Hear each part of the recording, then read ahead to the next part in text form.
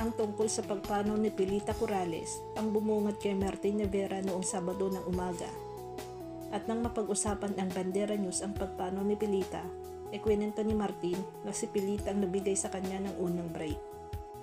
Siya ang nagbigay sa kanya ng pinakaunang trabaho bilang once a month guest sa TV show nila Pilita at Jackie. Hindi lang daw siya ang binigyan ni Tita Pilita ng break sa showbiz, napakarami raw nila. Sinimulan niya ang maraming karera at ginabayan siya hanggang sa kanilang mga pangarap. Hindi kailanman humingi ng kredito o porsyento. Ayon pa sa kanya, I will forever be grateful and will continue where she left off. I will miss her dearly. We have lost an icon.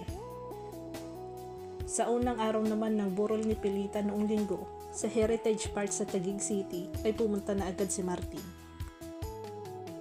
Si Pilita Corrales, ang multi-awarded Filipina singer na kinikilala bilang Asia's Queen of Song. Pinanganak noong August 22, 1937 at pumanaw kahapon April 12. Binawian ng buhay si Pilita sa edad na 87 at naulila niya ang kanyang mga anak, sina Jackie Lou Blanco at Ramon Christopher Gutierrez. Ang apo ni Pilita, ang aktres na si Janine Gutierrez, ang nagkumpirma ng malungkot na balita sa pamamagitan ng kanyang Instagram post kahapon ng tanghali. Nag-umpisa noong 1957 ang karera ni Pilita sa pagkanta at itinuturing na siyang pinakamagaling na mang-aawit mula sa Pilipinas dahil sa kanyang boses at pagliyad ng balakang sa tuwing umaawit. Isang estilo niya na tumatak ng husto sa publiko.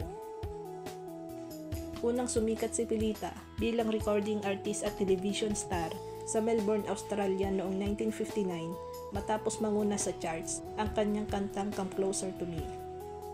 Ang tagumpay ni Pilita sa Australia ang dahilan kaya ipinangalan sa kanyang isang kalye ang Pilita Sen sa Forest Hill, State of Victoria, Melbourne. Nang bumalik si Pilita sa Pilipinas noong 1963, naging radio star siya sa La Taberna ng DCPI. Nagtanghal siya sa mga sikat na teatro noon, ang Clover at Manila Grand Opera House.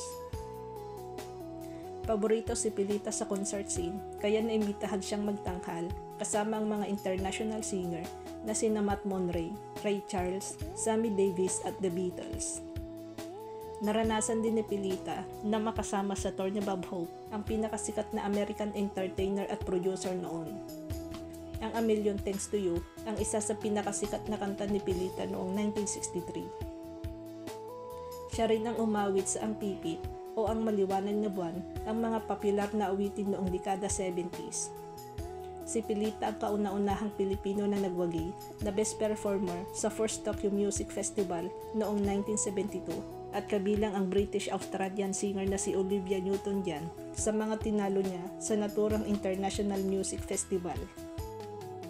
Tumanggap si Pilita ng maraming pagkilala at parangal dahil sa kanyang mga hindi matatawaran na kontribusyon sa Philippine entertainment industry, kabilang ang Lifetime Achievement Award mula sa Philippine Association of the Recording Industry.